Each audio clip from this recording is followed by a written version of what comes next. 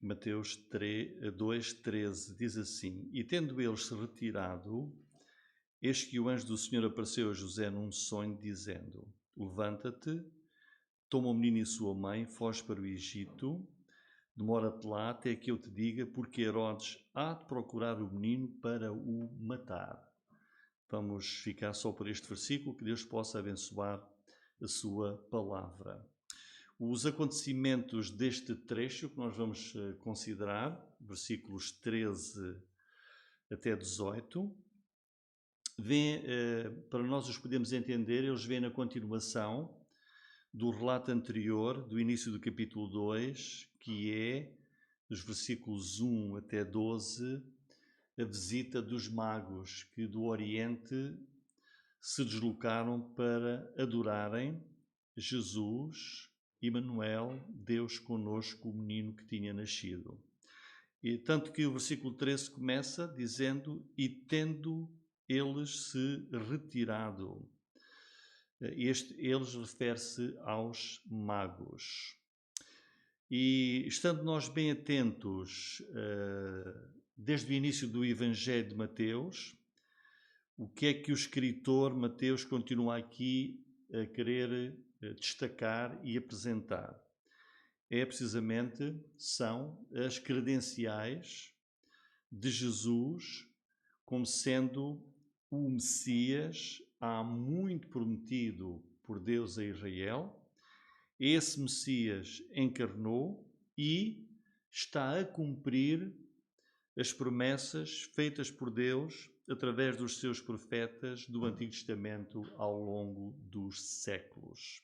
E nós vimos no capítulo 1, Mateus a iniciar com uma genealogia muito bem organizada, mostrando que Jesus é da semente de Abraão e da linhagem real do rei Davi.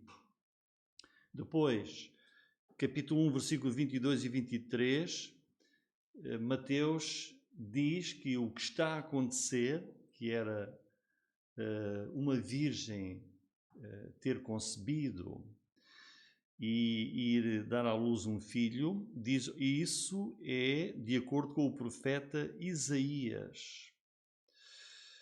Depois, no capítulo 2, versículo 6, Mateus faz referência a outra profecia do profeta Miqueias, mostrando que Jesus é o Cristo, é o Messias que nasceria em Belém e que se cumpriu naquela ocasião em Jesus.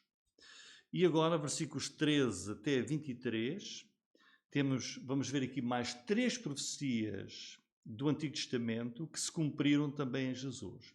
Quer dizer que Mateus está aqui logo de início a mostrar claramente no Evangelho que é para os judeus, mostrando esse Jesus, ele é o Messias, ele é o Rei prometido.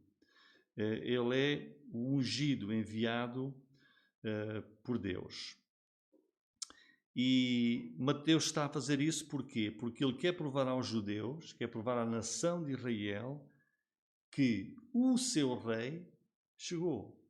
O Messias entrou no nosso mundo, nasceu de uma virgem. Quer dizer, Mateus está a dizer, olha, os planos celestiais estão-se a cumprir na terra.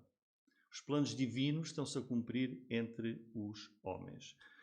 E chegando aqui ao capítulo 2, versículo 13, que é o nosso texto, o que é que está a acontecer? Está a acontecer que Herodes, que é o rei da Judeia, é o rei daquela região de Israel. A Judeia, como sabem, fica no sul, ao norte tínhamos a Galileia, ao centro a Samaria e ao sul a Judeia. Esse Herodes ficou muito sobressaltado e viu uma ameaça à sua dinastia, ao seu domínio, quando ele ouviu os magos falarem, magos que chegaram a Jerusalém, dizerem onde é que está o rei dos judeus. Está lá no versículo 2 do capítulo 2. Os magos chegam a Jerusalém, como sabem, isso será uma outra mensagem, seguem uma estrela e chegam lá e perguntam, onde está aquele que é nascido rei dos judeus? Vimos a sua estrela no Oriente e viemos a adorá-lo. Portanto, quando o rei Herodes ouve isto, Mateus está aqui a salientar este aspecto bem importante, que o menino é o Messias, é o rei dos judeus, e que esse título é correto. O título que os magos utilizam, o rei dos judeus, é o título que é verdadeiro. E é isto que vai preocupar Herodes. Vamos supor que em Espanha temos um rei também, os espanhóis têm um rei, que é o rei Filipe, e que chegavam lá uma delegação importante à capital, a Madrid, e perguntaram onde é que está o rei de Espanha, mas referindo-se a outro rei, não ao rei Filipe, mas outro rei. Ou na Inglaterra, onde também temos um rei, antes tínhamos uma rainha, e então o rei Herodes fica intranquilo e diz, mas eu que sou o rei, nasceu outro rei, e isso vai preocupá-lo no sentido em que ele pensa que o seu reinado, o seu domínio está em risco. E este título que é dado a Jesus, que é o rei dos judeus, é um título apropriado, tão apropriado que Pilatos, quando o Senhor Jesus é crucificado, é o título que ele manda colocar na cruz. Em João capítulo 19, versículo 19, nós lemos, e Pilatos escreveu também um título e pô-lo em cima da cruz. E nele estava escrito, Jesus Nazareno, o rei dos judeus. Então este título que os magos ali levantam quando chegam a Jerusalém é de facto importantíssimo. Jesus tinha nascido em Belém, que era a cidade do rei Davi, e a cidade que os profetas diziam que ele haveria de nascer. E, na verdade, a resposta dos escribas a esta questão do rei Herodes, mas quando ele diz, mas quem é esse rei? E ele vai procurar ajuda com os escribas e os sacerdotes, que vão dar a resposta quando eles dizem assim, lá no capítulo 2, versículo 3. O rei Herodes, ouvindo isto, perturbou-se, toda a Jerusalém com ele, congregados todos os principais, veja, ele mandou reunir todas as pessoas que poderiam ajudar naquele mistério. Congregados todos os principais sacerdotes e os escribas do povo, perguntou-lhes onde havia de nascer o Cristo. E eles disseram, em Belém da Judeia, porque assim está escrito pelo profeta. E tu, Belém, terra de Judá, de modo nenhum és a menor entre as capitais de Judá, porque de ti sairá o guia que há de apacentar o meu povo Israel. E aqui, vejam, há uma indicação clara que esse rei dos judeus é mais do que o rei dos judeus. Porque ele pergunta, no fim do versículo 4, onde havia de nascer o Cristo, ou seja, o Messias. Portanto, aqui claramente está a ser mostrado que Jesus é o rei dos judeus, ele é também o Cristo, o Messias, que os judeus esperavam, e eles sabiam isso muito bem, tanto que deram logo a resposta com as escrituras, neste caso do profeta Miqueias. Jesus é rei, mas é muito mais do que isso, porque diz o profeta, no versículo 6, de ti sairá o guia que há de apacentar o meu povo Israel. Então Jesus é o rei de Israel, é o Messias que nasceu, ele é o guia, aquele que vai dirigir a nação, aquele que veio para dirigir a nação, e pastor de Israel, que há de apacentar o povo. Então Jesus é o rei e ele é também hoje o nosso rei. Nós que cremos em Jesus, ele é para nós o nosso rei. Ele é também o nosso guia, ele é o pastor das nossas almas e das nossas vidas. Jesus é o rei, é o pastor, é o guia de todos aqueles que creem nele e que o aceitam. E voltando então ao nosso texto, é deste rei deste rei, que é ali apresentado que é também o Messias, com tudo aquilo que envolvia a chegada do Messias para os judeus. É o guia, é o Cristo, é deste rei ainda bebé, que tinha nascido ali, claramente diz o versículo 5, em Belém, é deste rei que Herodes tem medo. Medo de que tome o domínio que ele, Herodes, tem como rei da Judeia, o rei dos judeus. E por isso ele vai querer fazer o quê? Herodes vai então aqui, é isso que trata este trecho, vai querer eliminar esse rei que tinha nascido. E por isso o que é que ele quer saber? Ele quer saber onde é que ele nasceu, onde é que ele está. E pediu aos magos para, olha, vocês vão e digam onde é que ele está, que eu também quero ir adorá-lo. Mas a vontade dele é completamente diferente. E os magos, quando terminam o seu encontro com Jesus, frustram a vontade de Herodes e, seguindo o aviso de Deus, não regressam a Jerusalém com a informação que Herodes queria. Herodes ficou enfurecido e prepara por isso um plano para matar todas as crianças daquela região. E este texto ensina-nos sobre aquilo que foi ou que foram os primeiros tempos da vida de Jesus. Talvez muitos pensem assim: eu tive uma infância muito difícil.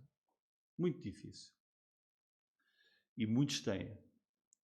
E quando nós olhamos para Jesus, o Filho de Deus, o Rei, o Messias, o Cristo, Jesus teve uma infância também muito difícil, porque ele vai ser aqui procurado para ser morto.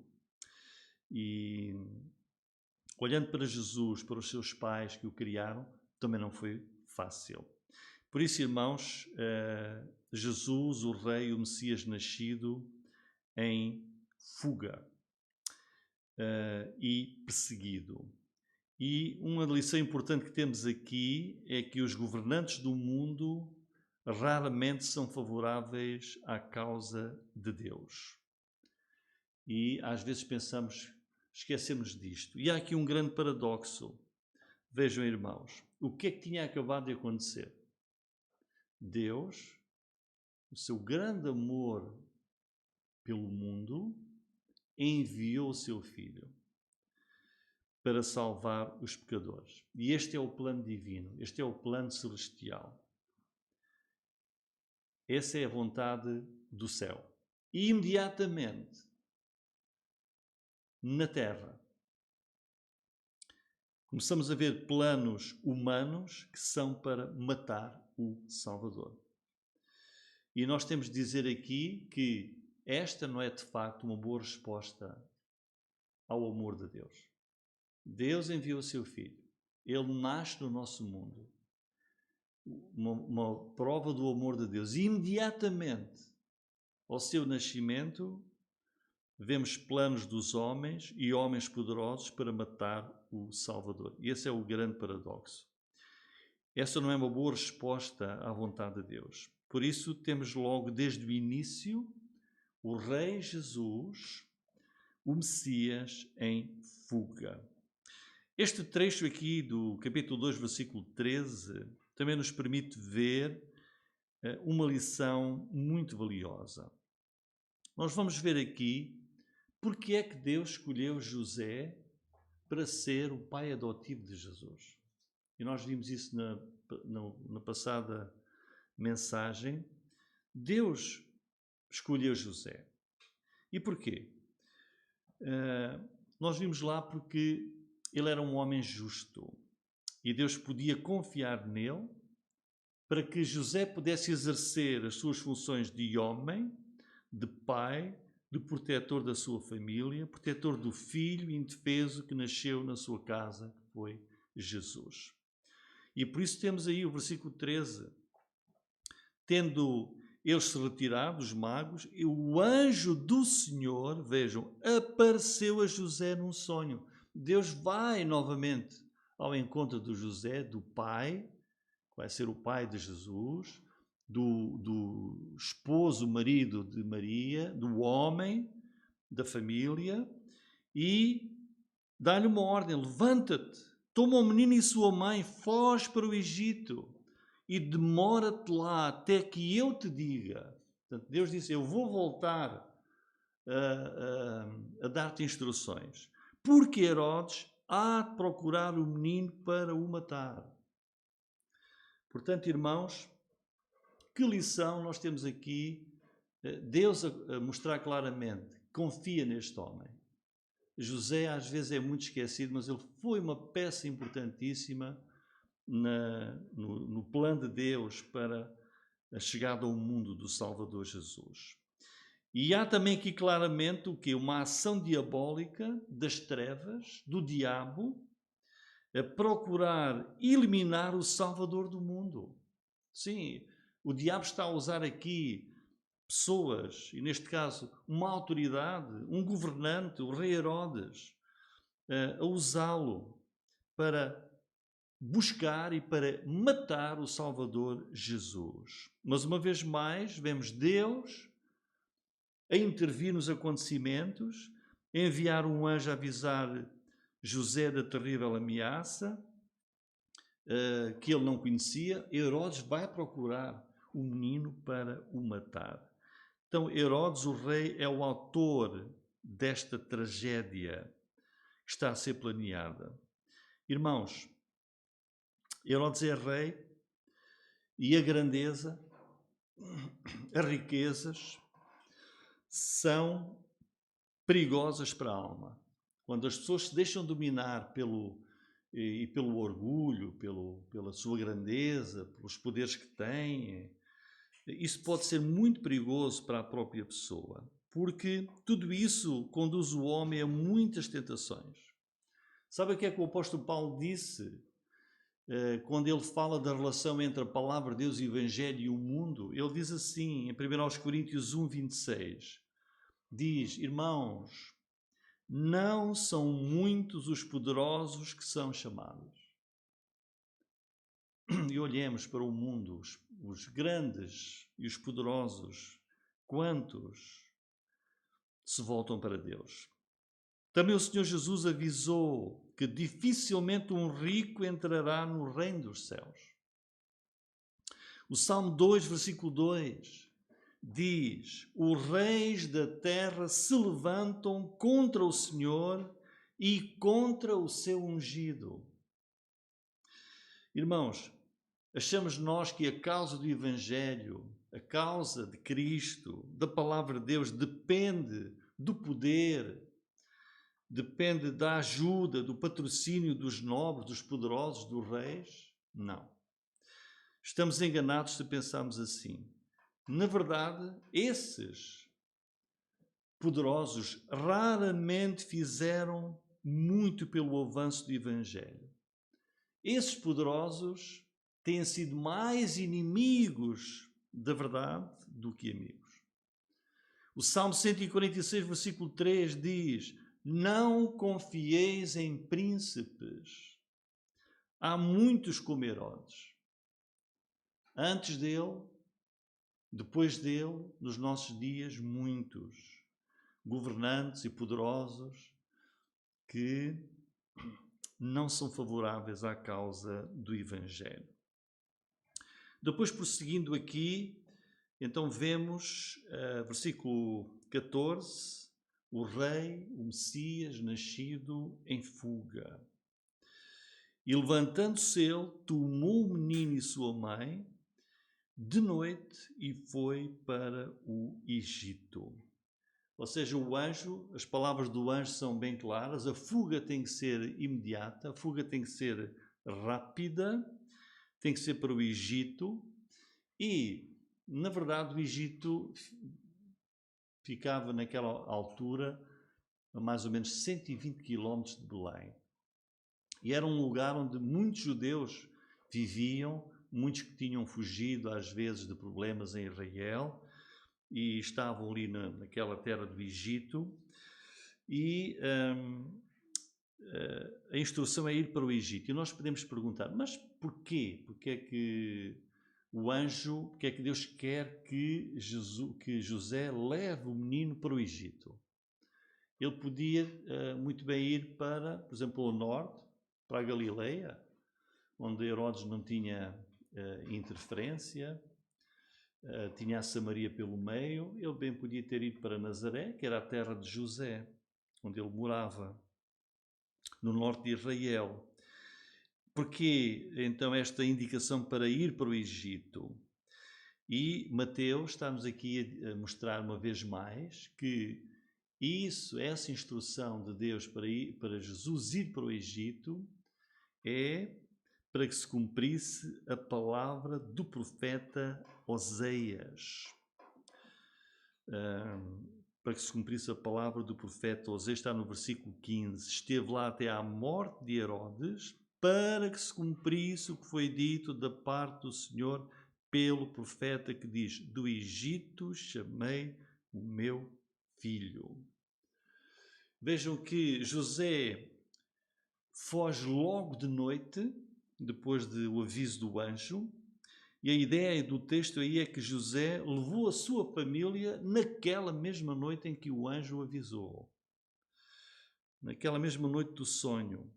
E nós aqui temos que salientar uma vez mais o quê? A obediência, exatamente. A obediência de José. Não argumentou ele, ou seja, a vida deles mudou completamente, e agora tinham de fugir. E José é, de facto, a pessoa que obedece à palavra de Deus. José é o pai ideal que o Senhor escolheu para Jesus. Versículo 15, vemos aí essa palavra do profeta Oseias, que Mateus aí está a destacar, para que se cumprisse o que foi dito da parte do Senhor, daquilo que Deus disse pelo profeta, que diz: do Egito chamei o meu filho. Esta expressão, meu filho,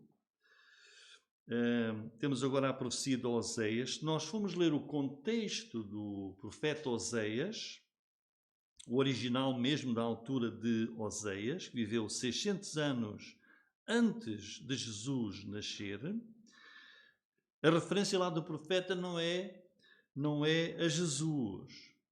O profeta naquela altura, 600 anos antes, está a referir-se à nação de Israel. Está a referir-se à altura em que Deus tirou o seu povo de Israel da escravidão do Egito, liderado por Moisés. E todo judeu sabia que Deus chamava a Israel seu filho.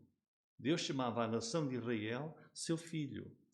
Por exemplo, em Êxodo capítulo 4, versículo 22, que nos leva para a altura em que Moisés enfrentava o faraó para tirar o povo. Diz assim: então dirás a faraó: assim diz o Senhor, Israel é meu filho, meu primogênito. Então, Israel é o meu filho para Deus. É o meu primogênito. É a primeira nação que eu criei, especificamente para mim. É o primeiro, é o mais importante povo do mundo. Mas vejam aqui, irmãos, a dinâmica da palavra de Deus. Que uma mesma profecia de Oseias, 600 anos antes, que ele está a falar, referindo-se a Israel, no êxodo do Egito, a caminho da terra prometida, a terra de Canaã, essa mesma escritura tem depois uma outra aplicação, a mesma palavra, vejam, outra aplicação, para 600 anos depois, que é a fuga, neste caso, de qual filho? De Jesus. Inicialmente era do Filho de Deus, que era Israel como nação, que Deus ia tirar do Egito. E agora está-se a referir ao meu filho, que é o Filho de Deus, que também fugiu para o Egito e depois iria voltar para escapar à fúria e ao ódio de Herodes. Tudo isto é uma lição valiosa da palavra de Deus, são tipos, são figuras de Cristo, de Jesus, no Antigo Testamento. Por exemplo, o Cordeiro Pascal, que Deus deu instruções, lá em Êxodo capítulo 15, também é um tipo de Cristo, daquilo que o Senhor iria fazer para a nossa salvação. A serpente de metal, foi o próprio Senhor Jesus que falou a Nicodemos que aquela serpente que foi levantada no deserto era também um símbolo de Jesus Cristo. Portanto, a palavra de Deus a cumprir-se em Jesus. E versículo 16, nós temos: então Herodes, vendo que tinha sido iludido pelos magos, irritou-se muito e mandou matar todos os meninos que havia em Belém e em todos os seus contornos, de 2 anos para baixo, segundo o tempo que diligentemente inquirira dos magos. E então se cumpriu o que foi dito pelo profeta Jeremias. Em Ramá se ouviu uma voz, lamentação, choro e grande pranto. Raquel chorando os seus filhos e não quer ser consolada porque já não existem. Irmãos, aqui eu queria então salientar que o rei, o Messias nascido, é então perseguido. Ele é perseguido, está em fuga e é perseguido. Queria que nós víssemos aqui como o Senhor Jesus era um homem de dores, mesmo desde a sua infância. Como os problemas aguardavam Jesus assim que ele entra no nosso mundo. A vida dele está em perigo pelo ódio de Herodes. A sua mãe e José são obrigados a tirá-lo à noite, fugir para o Egito. E tudo isto é já um tipo e figura de toda a experiência e humilhação na terra, mesmo quando o Senhor era ainda uma simples criança. É por isso que o Senhor Jesus é sofredor e é, de uma maneira justa, o Salvador e o Mediador perfeito. Porquê? Porque Ele sabe bem o que nós queremos dizer quando nós oramos por um problema, por uma necessidade, por uma aflição na nossa vida, porque o Senhor pode simpatizar connosco quando nós clamamos a Ele, porque Ele também, desde a sua infância, foi cruelmente perseguido, foi odiado e teve que fugir para poder salvar a sua vida. Muito bem, irmãos, então ficamos por aqui com estes ensinamentos que temos da palavra de Deus quando o Senhor Jesus veio ao nosso mundo. Amém.